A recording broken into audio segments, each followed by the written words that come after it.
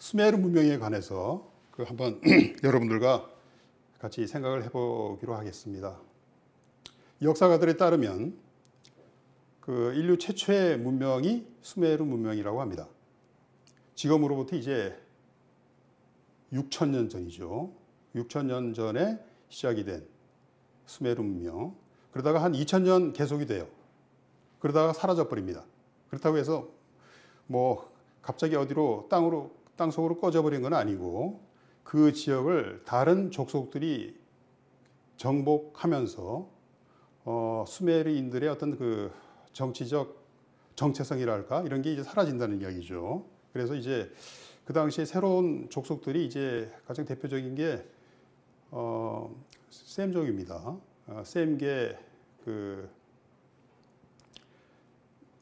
족속들이 들어와 가지고 이제 그 지역을 정복을 하면서 그 사람들과 이제 융화가 되는 거죠. 그리고 셈족들은 와 보니까 굉장히 뛰어난 그 문화가 있기 때문에 그걸 문화를 이제 거의 다 받아들입니다. 그래서 그 수메르 문명이 그 후대의 문명으로 이제 계승이 되는 것이죠. 그러나 수메르 도시 국가들의 정체성은 이제 사라진다 이렇게 이야기를 할 수가 있습니다. 그래서 수메르 문명은 한 2,000년 계속이 되었고 후대의 문명으로 이제 그 개성이 된 문명으로 그 이야기를 할 수 있습니다. 수메르 문명의 특징은 도시 그리고 이 도시들이 하나의 국가처럼 형성이 돼요. 그래서 도시 국가들이 그 발전하고 물론 이제 나중에 그 도시 국가들끼리 싸워가지고 또 하나의 큰 그 국가 집단을 형성을 하기도 하는데 좌우간 그런 그 도시와 도시국가 그리고 또 하나 중요한 요소로는 이 사람들이 아마 세계 최초로 문자를 발명한 것으로 그 이야기가 됩니다. 그 쐐기 모양의 문자라고 해서 한자로는 이제 서령 문자라고 하는데 대체로 그 발명 연대를 이제 기원전 3,000년 BC 3,000년 정도로 추정을 하고 있습니다. 자, 제가 그 지도를 하나 갖고 왔는데요.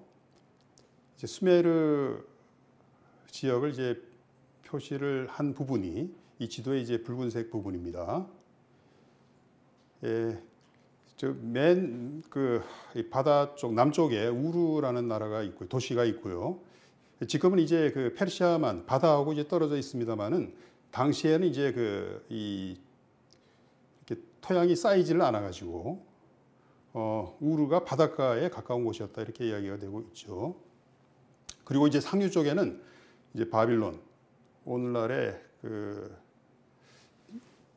바그다드하고 이제 바그다드 근처에 있었던 도시인데 지금은 아마 그 바그다드 도시 밑에 있을 거예요. 발굴이 완벽히 되지는 않았습니다. 그리고 이제 지금 몇 도시 밖에는 그 표시를 안 했는데 이 수메르 도시들은 열 몇 개에 해당 한 열 몇 개가 됩니다. 그 중에서 이제 가장 대표적인 도시를 몇 가지 이제 들어보라면 잠깐만요.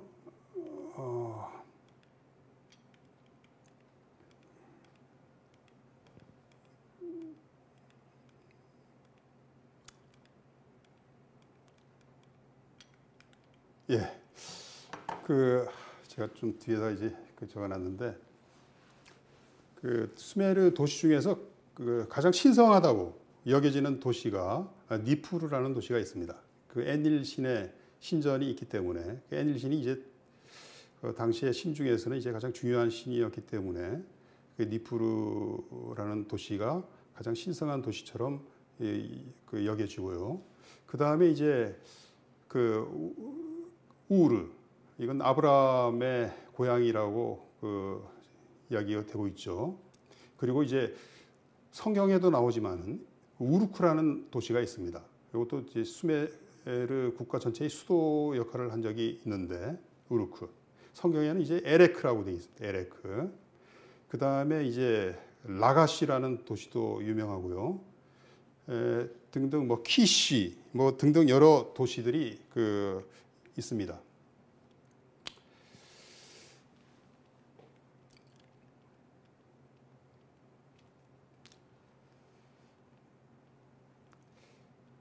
그런데 이 수메르인들이 지금으로부터 이제 6,000년 전에 그곳에 이제 정착하기 시작했다고 하는데, 고고학자들이 그 지역을 발굴을 해보니까 미들이 파고 들어가는 거죠. 땅을 파고 들어가 보니까 수메르 문명지대가 있고, 그 다음에 그보다 더 아래층이 있다 이겁니다. 그래서 선행 문화가 있는데, 그 선행 문화가 텔 우바이드라는 곳에서 발견이 되었기 때문에 그 우바이드 문화라고 이제 일반적으로 불려지고 있습니다. 그러니까 이 사람들은 이제 그 도시를 발전을 시킨 것 같지는 않아요. 그러나 상당히 발전된 농업을 영위하고 있었다라는 증거가 있습니다. 수메르 지역은, 그러니까 오늘날의 이라크 지역이죠. 강수량이 굉장히 적습니다. 연 150mm 정도밖에 내리지 않아요. 우리나라의 한 10분의 1밖에 안 되는 거죠. 그러니까 농업이 이 하늘에서 내리는 비로만 농사를 지을 수는 없는 것이죠. 그래서 필연적으로 이제 다른 곳에서 물을 끌어와야 되는데, 그것이 이제 바로 유프라테스 강과 티그리스 강이라는 것이죠. 그래서 이제 이 두 강의 물을 끌어들이는 여러 가지 시설들, 이제 관계 수로죠. 그것을 설치를 해가지고 농사를 지었다. 이제 그렇게 추정이 되고요. 당시에 이 보리, 밀, 쌀은 없습니다. 여기는 보리, 밀, 그리고 이제 뭐 참깨, 양파 등등을 재배했다라고 이제 추정이 되고요. 이건 뭐 확실한 겁니다. 그리고 이제 대추야자. 오늘날 중동 지역에 가면 많이 사 먹잖아요. 대추야자. 그리고 이제 이 보리 가지고 음료를 만들었던 것 같습니다. 바로 이제 맥주죠. 요거는 이제 제 생각으로 이제 수메르인들이 이 맥주를 처음 만든 것 같은데, 그 이전에도 맥주를 만들어 먹었는지는 모르겠네요. 그래서 수메르인들은 이곳에 정착을 해서 이 우바이드인들로부터 아마 이 농업을 그대로 이제 배우고 그것을 이제 더 발전을 시켰던 것 같아요. 그래서 상당히 높은 그런 농업 생산성을 달성을 했다, 이렇게 이제 추정이 됩니다. 그건 기록으로도 뭐 나오니까요. 그런데 이제 이 우바이드인들의 층에서, 그러니까 이제 땅을 팠을 때 발견되는 그런 이제 토기들이 많이 나왔습니다. 그래서 그 토기들을 보면 채색 토기예요. 상당히 모양이 세련되어 있습니다. 우리나라 쪽의 토기들보다 더 좀 미적으로는 제가 볼 땐 좀 뛰어난 것 같습니다. 채색 토기니까 그렇겠죠. 물감을 사용을 해가지고 이제 여러 가지 그림도 그리고, 그런 토기들이 상당히 이제 발굴이 되어 있고요. 그 다음에 이제 또 신상입니다. 이 사람의 신체상인데, 가슴이 있는 걸 보니까 이제 여성이겠죠. 요거는 일반적으로 이제 여신상이라고 합니다. 학자들 말에 의하면. 그러니까 이제 여신들을 이제 섬겼는데, 그 여신들의 모습이 상당히 세련되어 있고, 근데 얼굴은 좀 사람의 모습이라기보다는 짐승의 얼굴을 한 것 같아요. 요 우바이드 층에서 발굴이 된 신상입니다.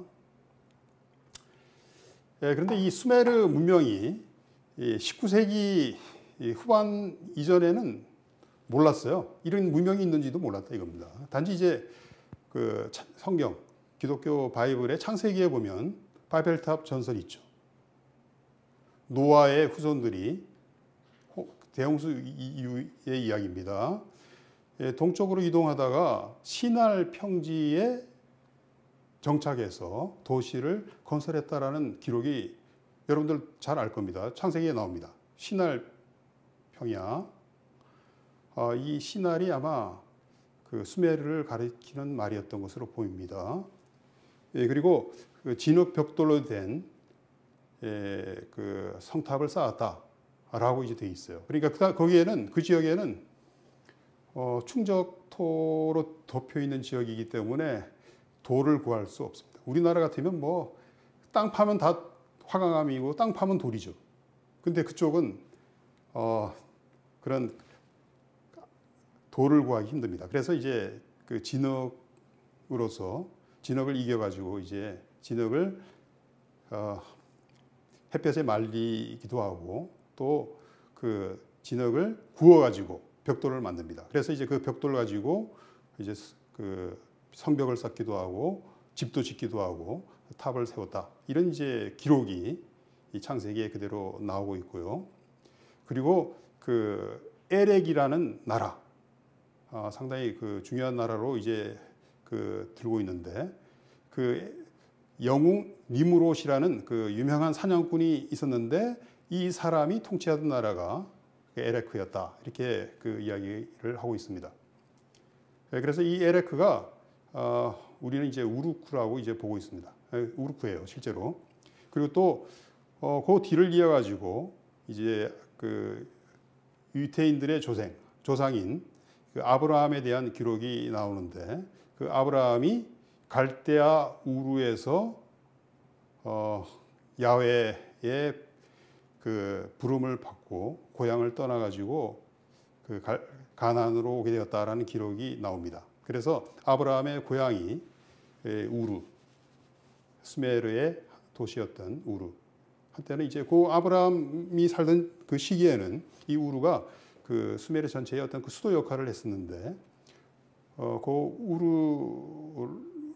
우르를 떠나서 그 가족들을 이끌고 가나안으로 와서 히브리족의 이제 그 조상이 되었다. 이제 그런 이야기죠.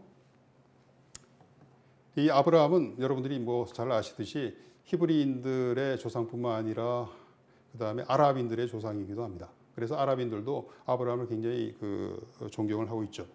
그리고 또 기독교인들 같은 경우는 이 믿음의 조상이라 그래가지고 또 아브라함을 굉장히 높은 인물로 평가를 하고 있습니다. 그런데 이 수메르라는 그 말은 수메르인들이 스스로를 부를 때 자기들 지역을 수메르라고 불렀던 건 아니라고 해요. 요거는 그 후대에 그 수메르가 그 거의 망해가던 시기에 이제 그 수메르를 정복했던 그 셈계어족인 아카드인들이 부르던 말이었다고 합니다. 수메루라고 돼 있어요. 이 사람들 그 기록을 보면 수메루. 그런데 이제 그 수메르인들은 그러면 자기들 나라를 어떻게 불렀느냐? 키엥기라고 불렀다고 합니다. 키엥기. 키는 갈대고 에는 주인, 뭐 지배자 이런 뜻입니다. 엔. 그리고 기는 땅입니다. 그래서 갈대 지역의 주인 땅? 뭐 그런 뜻이라고 하고요. 이거는 크레이머 박사의 해석입니다. 크레이머 박사는 이제 그런 식으로 그 해석을 하고 우리나라의 그 조설수 박사라고 그 유명한 분이 계셨습니다. 지금 얼마 전에 돌아가셨는 걸로 알고 있는데 이 조설수 박사님은 그 도시 키엥기가 도시 주인의 땅이다. 키가 이제 도시라고 보는 거죠. 예, 그렇게 해석을 하고 있습니다. 이 조철수 박사는 그 이스라엘 히브리 대학으로 이제 유학을 가가지고 거기서 이제 히브리어뿐만 아니라 그 옛날 상고 시대 그 수메르어를 연구를 했어요. 그래가지고 그 우리나라에서 아마 거의 최초로 수메르어를 그 사령 문자를 해독할 수 있는 그런 이제 실력을 갖추고 있었던 분입니다. 그래서 여기 와가지고 여러 아주 부지런히 책도 그 여러 권 쓰셨는데 그만 이제 몇 년 전에 이제 돌아가셨습니다. 예, 저는 그 이분 책을 몇 권 읽어봤는데 상당히 좋은 책이더라고요. 그래서 아마 살아계셨더라면 우리 방송이라든지 연구소에 와서도 좀 이렇게 강연 같은 것도 해줄 수 있었을 텐데 상당히 안타까운 마음이 드네요. 자, 그래서 이러한 문자, 서령 문자가 기록이 된 점토판. 오늘날 같으면 이제 뭐 종이에다 기록합니다만은 당시에는 이제 종이가 없었어요. 페이퍼가 없었고 이제 이런 점토에다가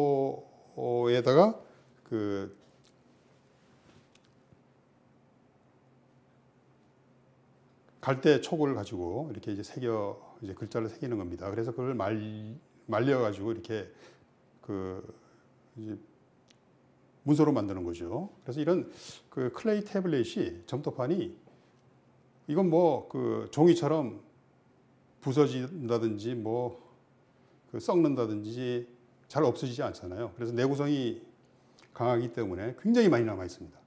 제가 알고 있기로는 수십만 점이 지금까지 이제 발굴이 돼서 대형 박물관이라든지 루브르 박물관이라든지 또 미국의 여러 대학 도서관이라든지 또 이라크 박물관 이런 곳에 나뉘어서 소장이 되고 있는데 이러한 것들이 19세기 말부터 연구가 되기 시작해가지고 지금은 뭐 수메르어를 대부분 다 해독을 하고 있습니다. 그래서 이 수메르 문명은 굉장히 사료가 많은 문명이라고 할 수 있습니다. 예를 들어서 우리가 황국 문명 이렇게 이야기를 할 수 있다면 황국에 대한 기록, 당대 기록은 거의 남아 있는 게 없잖아요. 근데 이제 수메르 문명 같은 경우는 수십만 점의 갖가지 문헌들이 있기 때문에 굉장히 우리가 자세한 연구를 할 수가 있다 이렇게 이야기를 할 수 있습니다. 이러한 서령 문자로 기록이 된 수메르 문헌들은 상당히 많은 숫자가 물목이에요. 어떤 물건의 명세서다 이겁니다. 그래서 누구한테 이제 보관증을 끊어준다든지 아니면 거래를 할 때 물건 기록한 것 이런 물목이 상당히 많고요. 간단합니다. 그거는 뭐 주먹만한 진흙판에다가 이렇게 기록을 한 거고 그 다음에 이 사람들은 상업이 상당히 발달해서 그랬는지 상거래 문서가 많이 남아 있습니다. 어떤 계약서라든지 말이죠. 토지를 팔았다든지 뭐 집을 팔았다든지 뭐 노예를 매매를 했다든지 등등 상거래 문서가 많이 남아 있고 또 그다음에 이제 왕과 관리 사이의 어떤 행정 문서 이것도 많이 남아 있습니다. 그리고 또 우리가 잘 아는 이 길가메시 서사지 같은 이 문학 작품들 그리고 여러 가지 애가 작품 뭐 예를 들어서 어떤 나라가 망했다든지 뭐 그럴 때 그것을 슬퍼하는 이제 내용을 담은 이제 글이죠. 이런 글들이 상당히 다양한 글들이 남아 있습니다. 그래서 이러한 이 서령 문자로 이제 기록된 이 문헌들을 이제 학자들이 많이 연구를 하기 시작했는데 지금 이건 뭐 물론 유럽과 미국 학자들이 이제 달라들어서 연구를 해서 대부분 이제 해독이 가능합니다. 파손이 되지 않으면 대부분 해독이 가능해요. 그래서 이제 그러한 학자 중에서 우리나라에 이제 잘 알려져 있고 또 세계적으로 명성을 떨쳤던 분이 사무엘 크레이머라는 분입니다. 이분도 이제 돌아가신 지가 한 30년 정도 되네요. 크레이머 박사. 우리나라에도 이제 이분의 책이 역사는 뭐 수메르에서 시작이 되었다라는 제목으로 번역이 되어 있죠. 이분은 다른 전문적인 수메르어를 연구한 수메르 문화를 연구한 사람 중에서 일반인들을 위한 책을 써가지고 그야말로 이제 수메르 전문가들, 수메르에 대해서는 이제 전문적인 지식을 갖고 않지만은 역사를 연구하는 그런 사람들한테 상당히 많은 도움을 준 분이 이 사무엘 크레이머 박사입니다. 이 펜실베이니아 대학이 20세기 초에 그 니프루라는 곳을 발굴을 했는데 그 니프루에 엄청난 이제 점토판이 발굴이 돼요. 그러니까 점토판이 이게 이제 그 뭐 한두 개씩 이렇게 발굴이 되는 게 아니고 왕궁을 발굴했는데 거기가 또 해필이면 또 그 도서관이었다. 그래서 이제 점토판 문서들이 잔뜩 한꺼번에 이제 발굴이 된 경우가 여러 번 있습니다. 그래서 그런 그 점토판을 가져와 가지고 그 연구를 하고 한 곳이 했는데 요 분은 그 요새 그 러시아하고 이제 막 전쟁 기운이 감돌고 있는 우크라이나 지역에 이제 에서 이제 나가지고 그 부모를 따라서 미국으로 이민을 온 분입니다. 유태인이라고 하죠. 그래서 이제 미국에 와가지고는 뭐 자기 아버지가 유태인 학교를 세웠는데 히브리어도 가르치고 하는 유태인들을 대상으로 한 유태인 학교를 세웠는데 거기서 이제 공부를 하다가 펜실베니아 대학을 들어가게 된 모양이에요. 그래서 이 펜실베니아 대학이 당시에 이제 자기 스승이 페벨인가 하는 사람이 있었는데 그분 밑에서 이제 수메르 문자를 연구를 하기 시작합니다. 그래서 이제 수메르 점토판 연구에 이 대가가 되었죠. 그래서 뭐 우리나라에 소개가 되어 있는 역사는 이제 뭐 수메르에 시작이 되었다 해가지고 수메르인들이 처음으로 이제 뭐 그 양원제도 처음으로 도입하고 뭐 등등 쫙 이제 소개를 한 일반인들을 위해서 그 점토판을 번역한 거죠. 그리고 또 하나 유명한 책이 The Sumerians, Their History, Culture and Character 이렇게 되어 있는 책입니다. 저는 이 책이 상당히 잘 됐다고 봅니다. 지금 제가 책 그 표지를 사진에 담아왔는데요. 그 수메르 문명을 총체적으로 소개한 책으로는 저는 많이 공부는 못했습니다만은 상당히 그 좋은 책이라고 느꼈습니다. 크레미 박사의 그 사진이 있고요. 그래서 이 서량 문자 문명에는 사실은 이제 그 문자가 발명이 되어야만 진정한 그 문명이라고 이야기를 할 수가 있습니다. 문자가 발명이 돼야만 지식이 빠른 속도로 축적이 되고 또 그리고 지식이 전수가 되는 거죠. 학문이라는 것도 발전할 수 있고요. 그래서 그런 면에서 보자면 수메르인들이 발명한 세계 최초의 문자라고 이야기되는 이제 서량 문자 상당히 큰 의미를 갖고 있다라고 이야기를 할 수 있습니다. 제가 아까 이야기를 했죠. BC 4,000년에서 한 2,000년 지나서 이제 수메르인들이 그 수메르 문명이 사라집니다. 그런데도 불구하고 이 서량 문자는 중동 일대의 그 여러 나라들, 여러 지역의 공용 문자로 채택이 됩니다. 그 아카드인들, 그리고 또 들어보셨을 아시리아인들, 그리고 이란 지역의 엘람인들, 그리고 그보다 뒤시의 페르시아인들, 그리고 이제 시리아 지역의 우가르트인들, 그리고 오늘날의 팔레스타인의 가나안인들 등등 여러 다양한 족속들이 이 서량 문자를 그대로 이제 채용을 하는 거죠. 마치 오늘날의 프랑스도 그렇고 독일도 그렇고 말은 다르지만은 알파벳을 사용을 하잖아요. 알파벳 누가 처음 만든 겁니까? 그리스인들 만들고. 근데 그리스인들로부터 이제 로마인들도 받아들이고, 그죠? 물론 이 그리스인들은 그것을 페니키아인들로부터 이제 도입했다. 그래서 그걸 좀 그 약간 바꿔가지고 자기들 나름대로의 이제 문자를 그 알파벳을 만든 것이다 이렇게 이야기가 되는데요. 자관 길게 보자면 그런 페니키아 문자도 이 서량 문자가 발전이 돼서 나온 것으로 이야기를 할 수 있습니다. 그래서 역사적인 의미가 굉장히 크고 특히 그 글자를 받아들이면 문자를 받아들이면 사상도 받아들이기 쉽게 되겠죠. 그래서 이 수메르 문화의 전파에도 적지 않은 역할을 했다 이렇게 이제 이야기를 할 수 있습니다. 제가 이제 사진을 몇 개 갖고 왔는데요. 이제 페르시아인들 같은 경우도 이 서양 문자를 그대로 이제 그 도입을 해가지고 심지어는 그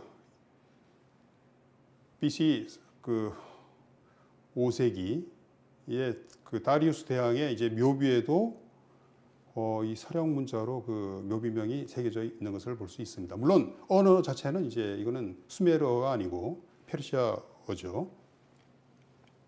아케메네스 왕조의 수메르 그 다리우스 대왕의 묘비입니다. 요거는 이제 우가르트라고 이 시리아 지역에 있는 그 왕국입니다. 이 해변에 있는 왕국인데 이것도 그 오랫동안 그 모래 속에 묻혀 있다가 이 존재가 이제 발견이 된 게 20세기에 와서예요. 이것도 이제 뭐 그 당시에 왕국의 그 왕실의 도서관 자리를 그대로 이제 그 발굴을 하면서 엄청난 이제 문서가 쏟아져 나오게 됩니다. 그래서 요거는 이제 깨진 상태로 되어 있는데요. 그 우가르트의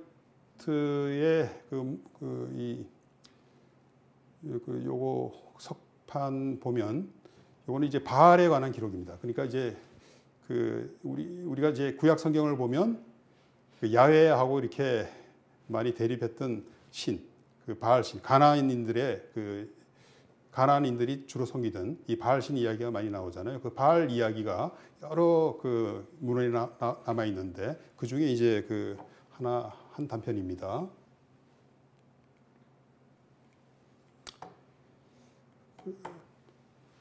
그 우가리트 왕국도 좌우간 그 계통은 수메르하고는 다른 계통의 나라이지만은 그 여전히 이제 그 서양 문자를 사용을 했고 또 많은 이제 기록들을 남기고 있다 이렇게 이야기를 할 수 있습니다. 그래서 그 히브리인들의 어떤 그 종교 유태교가 그 처음에는 어떤 모습으로 발전을 했겠느냐 하는 데 있어서 상당히 도움을 주는 문서가 이 우가르트 문서가 되겠습니다. 그 발굴이 된 모래 속에 묻혀 있다가 지금 이제 발굴이 돼 있는 그 우가르트 유적지 사진입니다. 20세기에 이제 발굴이 된 거죠.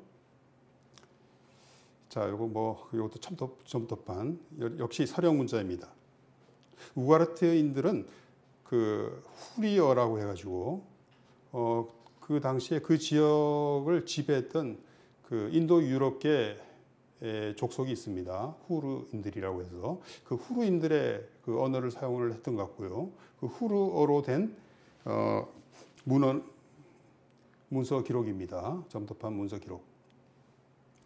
자, 그런데 이 수메르어가 이제 학자들이 연구를 해보니까 이 중동에 있는 그 셈족의 언어하고도 다르고 그 다음에 이제 서양 사람들 언어가 속해 있는 인도 유럽어도 아니고 이게 아시아에 많이 그 산재하는 그런 그 교착어라는 것을 발견을 하게 된 거죠. 교착어. 우리말 한국어 대표적인 교착어 중에 하나입니다.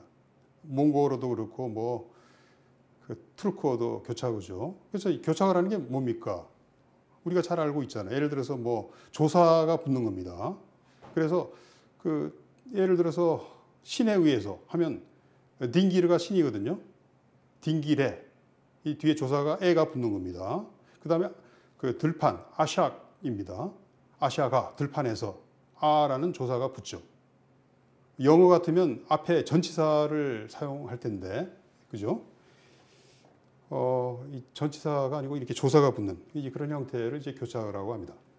그래서 수메르어가 아시아 계통의 그 족속임을 시사하는 그런 유력한 증거가 되고 있습니다. 제가 한번 그 조사를 해봤더니 이 교착어를 사용하는 족속들, 아메리카 인디언 여러 부족들이 있습니다. 아메리카 인디언들은 베링 해협을 건너가지고 이 아시아에서 건너간 사람들의 후손이니까 당연하죠. 그 다음에 이제 투르크, 몽골, 우리하고 어순도 같고 문법이 상당히 비슷한 데가 많다고 그래요. 저는 그 투르크어나 몽골어 다 모릅니다. 공부를 좀 했어야 되는데. 그 다음에 이제 그 인도에 보면 드라비다인들이라고 해서 저 남쪽에 살던 사람들입니다. 이 드라비다어가 역시 교착어에 속한다. 이 사람들은 원래는 남쪽에 살던 사람들은 아니었고, 인더스강 유역 지역에서도 살았는데 이 사람들이 이제 인도 유럽 어족들이 이 인더스 지역으로 들어오면서 이 사람들이 이제 남쪽으로 밀려났다 이렇게 이야기를 하고 있습니다. 이 드라비다 족속들도 교착어를 사용했고, 그 다음에 이제 퉁구스어, 이 교착어 군 중에 하나인 퉁구스어가 있습니다. 만주, 일본, 한국 이런 나라의 언어가 퉁구스어에 속하죠. 그 다음에 이제 우랄 지역, 우랄어에 속하는 언어로는 핀족이 사용하는 언어, 그 다음에 헝가리인들의 언어, 에스토니아인들, 발틱 지역에 있는 에스토니아인들의 언어도 같은 교착어에 속하는 우랄어라고 합니다. 그리고 유럽에서는 바스크인들이라고 스페인 쪽에 프랑스 쪽에도 있죠. 바스크인들도 요 교착어를 사용을 하는 사람들인데 이 사람들도 아마 동방에서 이주를 해가지고 서쪽 끝까지 간 것으로 추정을 할 수 있습니다. 그리고 이제 카프카스 산맥, 코카서스 지역의 몇몇 부족들도 몇몇 족속들도 교착어를 사용을 한다라고 하고요. 그 다음에 이제 또 인도의 문다족이라고 있습니다. 인도의 이제 동북 쪽에 살고 있는 이 문다족도 교착어를 사용을 하고 있다 이렇게 이제 이야기를 하더군요. 자, 그런데 이제 이 수메르 문명으로 좀 들어가 가지고 우리가 이제 수메르 문명의 특징으로서 이제 도시국가를 아까 제가 들었습니다. 그래서 이러한 도시국가라는 게 어떤 형태를 취하고 있었느냐? 물론 도시는 성벽으로 에워져 있어요. 그리고 이제 그 주변에는 촌락이 있습니다. 근데 이 도시의 이러한 영역이 생각보다는 넓습니다. 라가시라는 도시 면적이 약 3,000 제곱킬로미터. 서울의 면적이 한 600 평방킬로미터 되거든요. 그러니까 그거의 몇 배가 되는 거죠. 그러니까 상당히 큰 영토였다. 도시라고 하지만은 그것이 이제 주변 촌락까지 넓은 촌락까지 포함을 하고 있었기 때문에 상당히 큰 규모의 국가였다라고 이야기를 할 수 있고요. 인구도 크레이머 박사의 연구에 의하면 우르의 인구가 한 20만으로 추정이 되었다고 합니다. 20만. 20만이면 상당히 큰 도시죠. 그리고 이 도시들은, 수메르의 도시들은 종교적 성격이 강해가지고 신전을 중심으로 그 도시가 구성이 되었다 이렇게 이야기를 하고 있습니다. 그래서 이 도시의 중심에 신전이 우뚝 서 있는데 그러한 신전들이 보통은 이제 지구라트라는 모양으로 이름으로 불리는 그런 신전의 모습을 하고 있습니다. 여기 이제 지구라트 우르크에 지금 남아 있는 이제 물론 무너져 가지고 원래의 모습은 아니지만 그래도 대체적인 형태는 우리가 파악을 할 수 있습니다. 지구라트, 우르크의 지구라트. 그 다음에 이제 아브라함의 고향이었던 우르 지역에 이제 지구라트도 있습니다. 저거는 최근에 이제 그 지역에 있던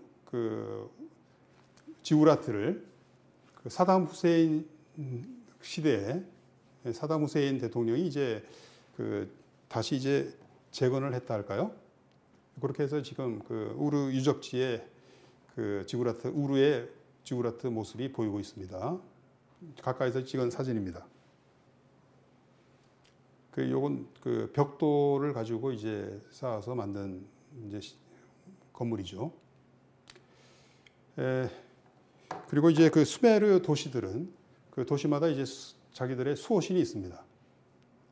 그래서 아까 제가 말씀드린 이제 그 니프루, 가장 그 수메르에서 가장 중심되는 어떤가는 신이었던 엔릴 신의 신전을 갖고 있는 니프루, 그리고 우르에는 그 달의 신인 난나, 여신이 아니고 남신입니다.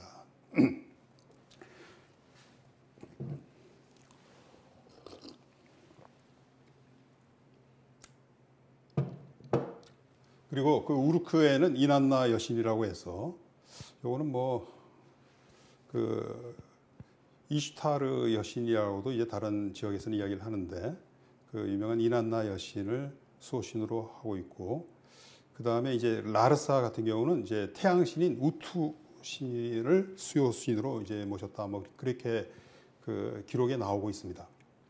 이 신들에 대한 기록은 그 굉장히 많이 남아 있습니다. 이 신화들이죠. 신화들이 이 그 문서 토판에 새겨져 가지고 많이 우리한테 전수되고 있습니다.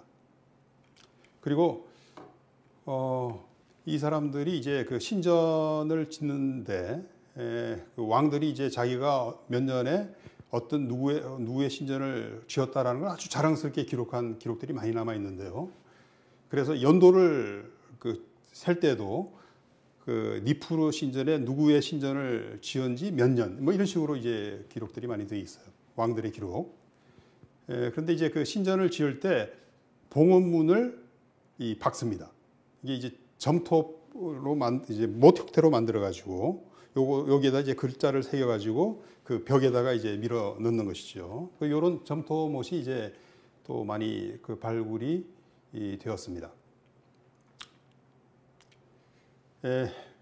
근데 이러한 그 수메르인들이 이제 어디서 왔을까라는 이제 문제, 이게 이제 역사학자들 사이에서는 굉장히 큰 문제입니다. 수메르 문제라고 하면 바로 이 사람들의 출처를 둘러싸고 이제 그 벌인 이야기, 논쟁인데요. 이거는 확실한 그 수메르인들이 자기들이 어디서 왔다라고 이야기를 정확하게 밝히면 좋은데, 그런 기록들이 아직까지는 발견이 되지 않았습니다. 단지 이제 그 몇 가지 이 문헌들에 의하면 안산을 넘어서 왔다. 그리고 그 안산 너머에는 이제 아라타 왕국이 있었는데, 그 이 아라타 왕국과 수메르 도시와 이렇게 싸우고 뭐 티격태격한 그런 기록들이 몇 개 있거든요. 그래서 그 아라타 왕국으로 갈 때는 안산을 넘어서 아라타 왕국으로 갔다. 그러니까 그 이 아라타 왕국은 이것도 위치를 정확하게 밝힐 수는 없습니다만은 추정하기로는, 크레이머 박사가 추정하기로는 이제 카스피해 근처로 추정을 합니다. 카스피해 근처면 이제 중앙아시아 쪽과 가깝거든요. 그래서 이 수메르인들이 아마 이 중앙아시아 쪽에서 왔을 가능성이 있다. 이제 이런 이야기를 이제 크레이머 박사도 이제 비추고 있어요. 그러나 정확하게는 뭐 증거가 없기 때문에 모른다, 이렇게 이야기를 하는 거죠. 그 수메르인들의 기록 중에서 상당히 재미난 기록 중에 하나가 수메르 왕명록이라는 게 있습니다. 수메르 왕들의 이제 뭐 역대 왕들의 쭉 그 기록을 그 이름을 쭉 적고 그 사람들의 뭐 제위 기간을 적었는데, 어떤 왕들 같은 경우는 몇천 년이기 때문에 이건 뭐 그걸 그대로 받아들일 수는 없겠죠. 그런데 이제 재미난 그 말은 왕권이 하늘에서 내려왔다, 이렇게 기록이 있어요.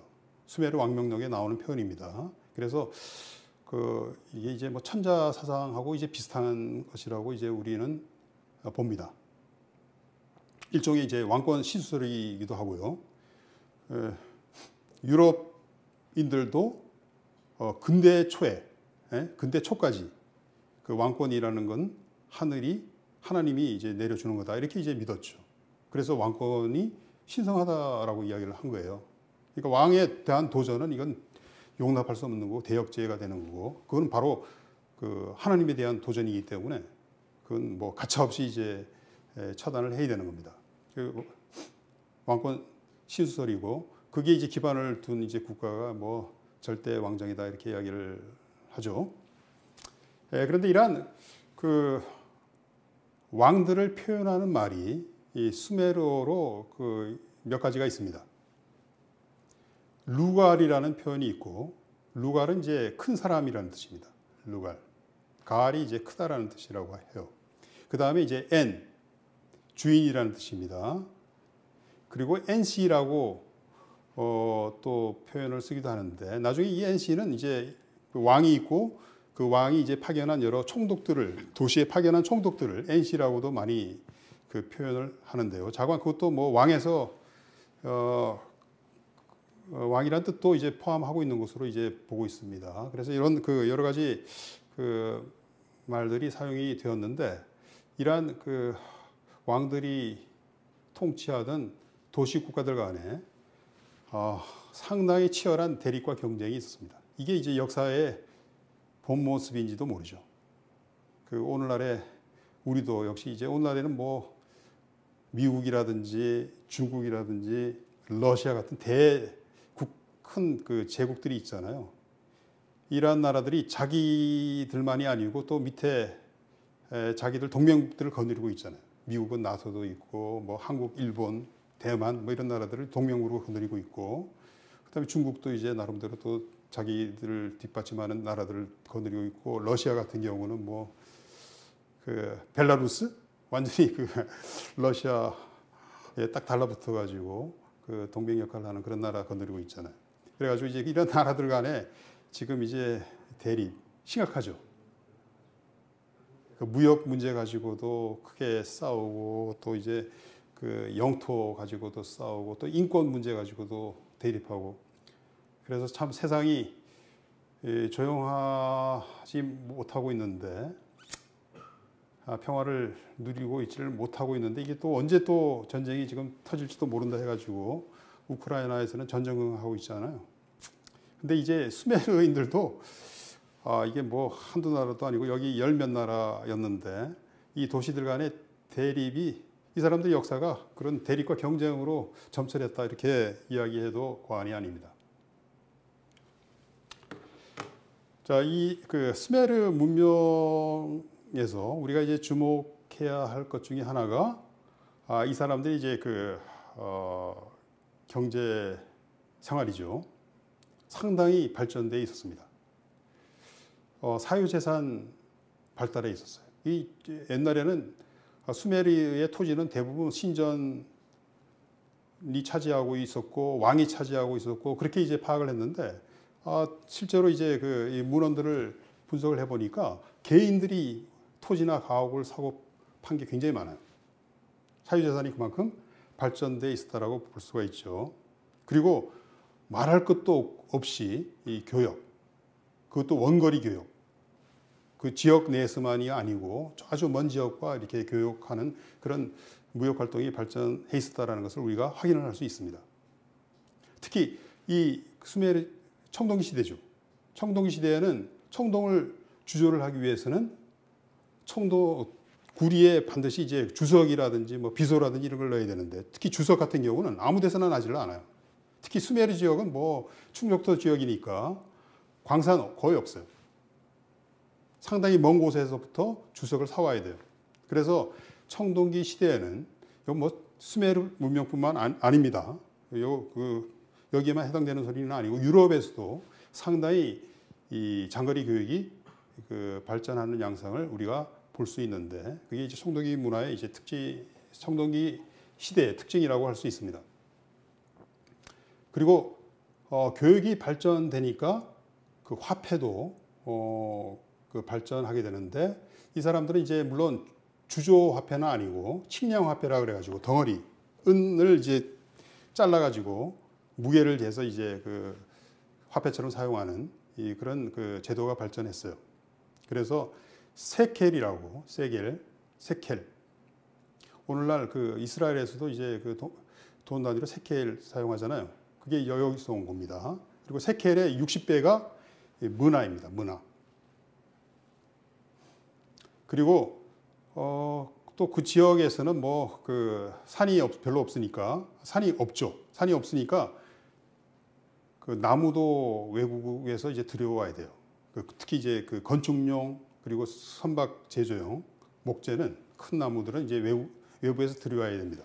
그래서 이제 오늘날에 오만 지역으로 추정이 되는데 딜문 같은 데서 이제 목재를 많이 들여왔다라고 기록이 되어 있고, 그 다음에 이건 뭐 구약 성경에도 많이 나오는 레바논 삼나무, 신전을 짓는데 그 레바논의 삼나무를 베어가지고 졌다, 뭐 그렇게 이제 구약 성경에 나와 있잖아요. 그 레바논 삼나무도 당시에 많이 이제 그 들여왔던 교역품이었던 것 같습니다. 그리고 또 하나 그 유명한 것이 라피스 라줄리라고 이 청금석입니다. 이 박물관에 가면 많이 볼 수 있죠. 요거는 아무 데서나 나는 게 아니고 상당히 먼 지역이었던 아프가니스탄에서 이제 들여온 것으로 추정을 합니다. 나는 지역이 이제 상당히 드문 보석입니다. 이제 그리고 이제 구리도 그 지역에서 생산이 안 되죠. 그래서 이제 요것도 이제 외부에서 들여오고, 심지어는 그 오만 지역에서 이제 광산을 경영을 했다라는 이야기가 있습니다. 그리고 이 비문을 만드는 데 이용이 되었던 섭노감이라는 이제 암석이 있습니다. 이것도 이제 그 외부에서 들여왔다라고 기록이 되어 있습니다. 요 섭노감, 여러분들이 이제 그 하무라비 법전에 법전이 새겨진 이제 비석 아시죠? 그게 이제 이 섭노감입니다. 상당히 그 표면이 예쁜 그리고 윤기가 나는 그런 그 암석이 이제 섭노감입니다. 요거는 이 섭노감으로 된 뭐 조각상이라든지, 요 왼쪽에 있는 그림은 분동이에요. 이 저울에 이제 올려놓는 이 무게를 잴 때 사용하는 분동입니다. 그래서 그 오른쪽에 이제 그 유명한 왕의 그 모습이고요. 이런 게 이제 그 섭노감이라는 이제 그 비싼 암석으로 그 조각이 만들어졌는데 전부 다 외국에서 들여온 겁니다. 그 다음에 이제 라피스 라줄리, 짙은 파란 색깔 나죠. 청금석이라고 이제 번역을 하는데, 그 오른쪽에 있는 그거는 도장이에요. 원통형 도장입니다. 실린더 세일이 되는 거죠. 그래서 이걸 도장을 이제 그 진흙에다가 놓고 이렇게 돌리면 저렇게 이제 그림이 쭉 찍혀 나옵니다. 상당히 멋있는 이제 도장이 되는 거죠. 저게 이제 그 스메르인들이 발명했다 할까요? 스메르인들이 유행을 시키고 이집트라든지 여러 곳에서 이제 그대로 모방을 했던 그런 도장 형태가 되겠습니다. 이거는 이제 아까 이야기했던 레바논 삼나무, 소나무과에 속한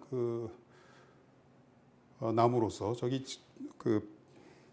오른쪽에는 이제 나무를 켜놓은 상태입니다. 그래서 굉장히 모양이 예쁘고 비싼 제목이 되겠습니다. 그래서 솔로몬 왕이 예루살렘 신전을 지을 때 이 레바논 삼나무를 다량으로 이제 들여와가지고 졌다, 이렇게 이제 기록이 나와요. 자, 청동기 시대니까 이 수메르인들이 이제 뭐 당연히 이제 이 청동 능숙하게 주조를 했습니다. 그래서 이제 특히 주석을 넣으면 이제 청동이 단단해지는데, 그 주석은 요것도 이제 광석이 많은 아프가니스탄 지역에서부터 도입해온 것으로 우리가 봅니다. 그 다음에 이제 이렇게 사유재산 제도 발전하고 또 이제 계급으로 또 나뉘어져 있고 하니까 귀족도 있고 서민도 있고 예속민도 있고 심지어는 노예제도도 발전했거든요. 그러니까 이제 사회적 불평등, 심지어는 폭력과 불공정 만연했다라고, 이건 스스로 스메르 기록에 나오는 표현이에요. 그래서 이제 여러 왕들이 자기들은 이런 불평등과 불공정을 뭐 적폐를 일습하고 뭐 그런 이제 자기의 공적으로 내세우는 경우가 더러 있습니다. 우르나무 왕이라고 해서 유명한 왕이 있는데, 그 사람도 이제 자기 비문 서문에 그런 이야기를 적고 있어요. 자화자찬이신 거죠. 이 우르나무 법전은 우리가 그 함무라비 법전보다 더 한 300년 정도 더 오래된 법전으로 알려져 있는, 지금으로부터 이제 뭐 4,000년 이전에 그 만들어진 법전인데 다 전문이 남아 있는 건 아니고요. 좀 일부가 깨져 가지고 그 몇 개의 이제 조항들, 그런데 이제 그 몇 개의 조항들에 보면 그 신체 상해에 대한 금전 보상이 규정이 되어 있다 이겁니다. 그러니까 그 이빨을 부러뜨리면 그 이빨로 또 상대방이 이빨을 부러뜨리고 이런 식의 그 복수 형태가 아니고, 복수형이 아니고 그 신체 상해에 대한 벌금 규정을 담고 있다. 그래서 상당히 이제 당시에 그야말로 문명이 진일보한 형태였지 않느냐, 이런 이제 추정을 할 수 있는 조항이 되겠습니다. 자, 그런데 이러한 그 수메르가 이제 그 도시 국가들로 나누어져서 서로 아웅다웅 하다가 통일을 이루게 되는데, 그 통일의 그 처음 통일을 그 달성했던 사람이 바로 이 사르곤 대왕이라는 사람입니다. 이 사람은 그 아카드인입니다.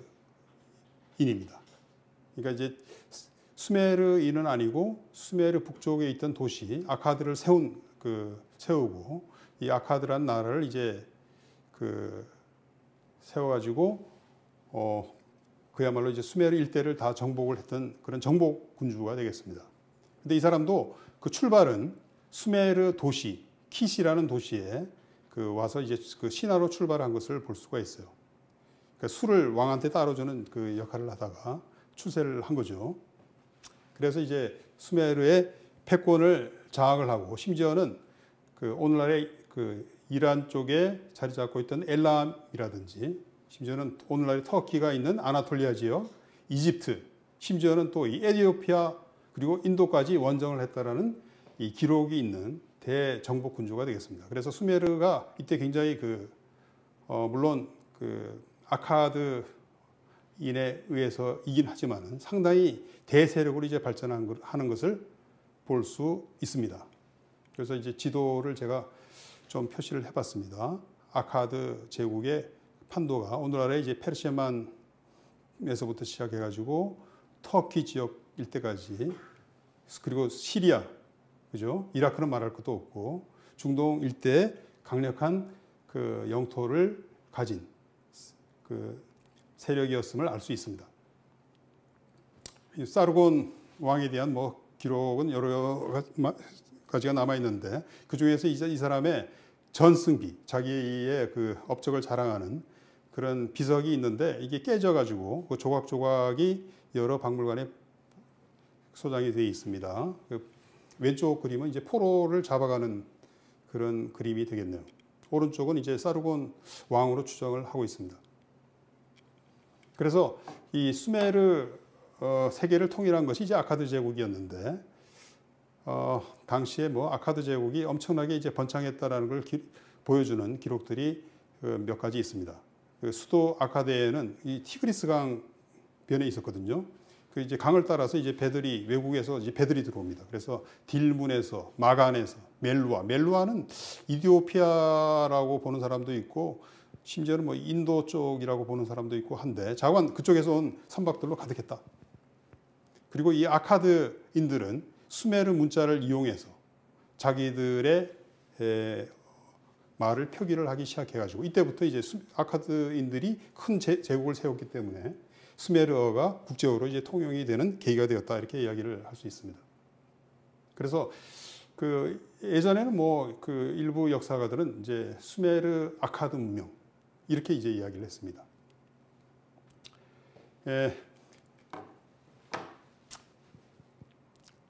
그런데 이제 그 아카드 제국이 오래 가지는 못해요. 이것도 뭐 그 사르곤 대왕의 손자 때부터 흔들리기 시작합니다. 그래서 그 구티인들이라고 해서, 이건 뭐 오랑캐라고 이제 자기들이 보는데요. 이 구티인들이 이제 들어와 가지고 아카드를 이제 정복을 하게 됩니다. 그래서 아카드 제국이 이제 무너져 버리는데, 여기 유명한 아카드의 저주라는 유명한 글이 있습니다. 그 아카드가 망하게 된 계기가 그 사르곤의 손자가 그 나람신이라는 사람이었는데 이 사람이 왕이죠. 왕이 그 신전을 니프루의 엔릴 신전을 훼손을 하면서 엔릴 신이 진노를 해가지고 구티인들을 불러들여서 아가드를 멸망시키고 심지어는 이제 아가드가 영원히 그 폐허로 남도록 그렇게 만들었다라는 겁니다. 지금까지도 아가드는 발굴이 되지 못했습니다. 모래속에 무너져 있는 거죠. 뭐 구티인들이 어떤 사람들이었는지 제가 잠깐 여기 적어놨습니다. 이란의 자그로스 산지에 살던 유목민으로 추정이 됩니다. 그들은 이제 이란에 본거지를 두고 있지만은 이 수메르 지역에 이제 일종의 이제 수메르인들을 도시들을 이제 세워가지고 그 왕을 세워가지고 간접 지배를 하는 거죠. 그래서 이제 NC라고 합니다. NC들한테 상당한 정도의 권한을 허용을 했다. 이제 그렇게 추정이 되는데 그러한 NC들 중에서 이제 구데아라는 사람이 유명합니다. 왜? 이 사람이 조각상을 만드는 것을 좋아해가지고 이렇게 자기 조각상이 여러 개 만들어지고 한 30여 개가 발굴이 되었습니다. 뭐 이렇게 섬노관 같은 거로 만들어졌기 때문에 부서지지도 않고 또 모래 속에서 잘 보관이 되어서 발굴이 되었던 거죠. 그러다가 이제 수메르인들이 다시 구티인들한테 반기를 들어가지고 이제 우르가 중심이 된 우르 제3왕조가 만들어집니다. 이것도 한 100년 정도 가요. 100년 정도. 그런데 이제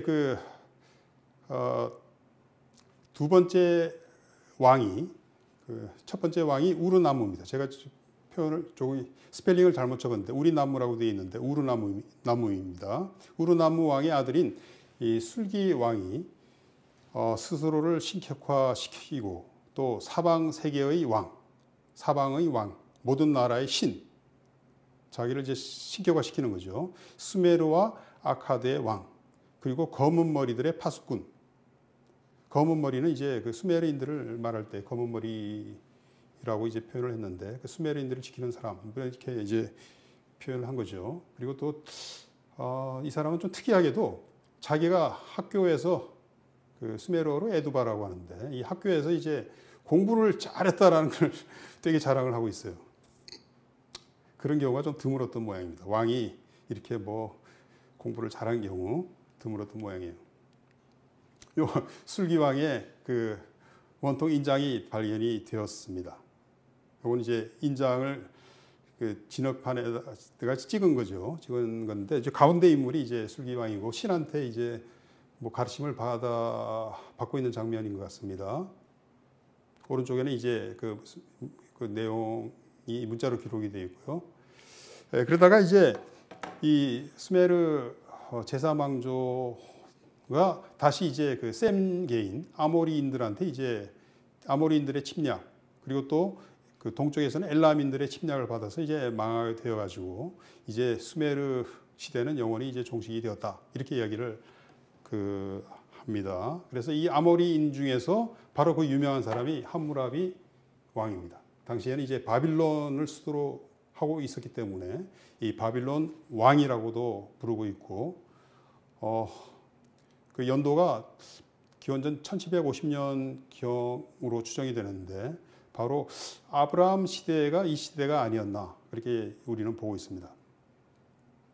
그래서 수메르 시대가 끝이 나고 이제 그 유명한 바빌론 구약 성경에도 바빌론 엄청 많이 등장하잖아요. 이 바빌론 제국의 시대가 시작이 됩니다. 그러나 그 바빌론 제국도 문화는 수메르 문화를 그대로 받아들였다 이렇게 이야기를 할 수가 있어요.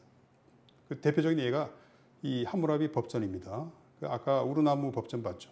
그거하고 형식이 비슷해요. 처음에는 서문이 있고, 그 다음에 이제 법조문이 있고, 그 다음에 이제 이 비석을 깨트리는 놈은 뭐 저주를 받는다든지 뭐 그런 이제 이 탑의 비석에 대한 기록이 있고요. 여기 오늘날의 루브르 박물관에 소장이 되어 있습니다. 저도 옛날에 루브르 박물관에서 본 적이 있는데 그때는 관심이 별로 없어가지고 그냥 쓱 보고 지나갔던 것 같습니다. 오른쪽에 있는 인물이 이제 함무라비 왕의 모습입니다. 봉헌 부조인 것 같습니다. 자기가 뭘 신전 같은 걸 져가지고 신한테 바쳤다라는 것을 아마 기록한 게 아닌가 싶어요. 자, 이 수메르 문명의 그 유산 몇 가지 정리를 해보자면, 우선 기술적으로 뭐 이 사람들이 상당히 뛰어난 그 기술 개발을 했습니다. 그 농로, 그 토기를 만들 때 말이죠. 돌리는 이제 바퀴를 말하는 거죠. 농로. 그 다음에 이제 범선도 이 사람들이 먼저 시작을 했다. 그 전에는 뭐 그냥 도시 없이 그 노를 저어가는 배였는데 범선을 처음 만들었다. 그리고 건축 형식, 아치라든지 돔 같은 거 상당히 수학적인 어떤 그 계산 위에서 가능한 겁니다. 이런 아치와 돔 이 사람들이 먼저 시작을 했다. 그리고 60진법, 우리가 오늘날에도 이제 시간과 각도를 재는 데 남아 있잖아요. 그죠? 그리고 법, 이거는 뭐 구약 성경 보면 그 여러 그 율법서에 그 유태인 법조문들이 쭉 있는데 수메르 법전을 그대로 베낀 게 아닌가 싶을 정도로 유사한 부분이 많습니다. 그다음 신화, 뭐 제가 나중에 다음에 또 언제 이야기할 기회가 있을 것 같은데요. 그다음에 이제 마지막으로 좀 바이블에 미친 수메르의 영향 제가 좀 지적을 하고 넘어가도록 하겠습니다. 노아 홍수 이야기, 이건 뭐 수메르인들이 이미 길가메시 그 서사시에서 많이 이야기하고 있는 거죠. 그리고 이제 아브라함은 그 우르 출신이다. 그래서 그 성경에는 이제 창세기에는 아브라함이 그 우르에서 하도 그 우상 숭배가 심해가지고 신이 이제 그를 불러내 가지고 다른 지역으로 가게 만들었다, 이렇게 그 되어 있는데요. 자관 다신교가 이제 일반적이었겠죠. 예, 그러나 자관 그 유대인들은 그 창세기에는 보면 수메르 문화에 대한 상당히 그 부정적인 태도, 적대적인 그 입장을 우리가 확인을 할 수가 있습니다. 아까 이야기했던 바벨탑 이야기도 그렇고요. 자, 수메르 문명의 뭐 인류 최초의 문명이라고 역사가들은 이야기를 합니다. 그런데 이 수메르 문명은 서양 문명의 기원이에요. 서양 문명. 왜냐하면 이건 뭐 바빌론, 페니키아를 거쳐서 그리스 쪽으로 이제 그 문명이 이제 어느 면에서는 영향을 끼치기 때문에 동양 쪽으로 영향을 끼치는 게 아니고 서양 쪽으로 영향을 끼쳤다. 그런데 이 수메르인들은 우리가 황국에서부터 나갔다고 이제 보기 때문에 이 상당히 이제 이 한국 문명이 이 서양 문명의 원류까지도 이제 영향을 끼쳤다, 이렇게 이제 결론을 낼 수가 있는 거죠. 저는 이 수메르인들이 이 동양에서 왔다라는 뭐 여러 증거들을 학자들은 뭐 이것저것 내세우고 있는데 가장 그래도 저한테 인상적이었던 게 뭐냐? 이 사람들이 그 신을 표시하는 그 단어 딩기르라고 이제 라는 단어를 사용을 했습니다. 그런데 이게 바로 탱글이에요. 이 몽골이라든지 투르크인들이 천신을 이야기할 때 탱글이라고 하잖아요.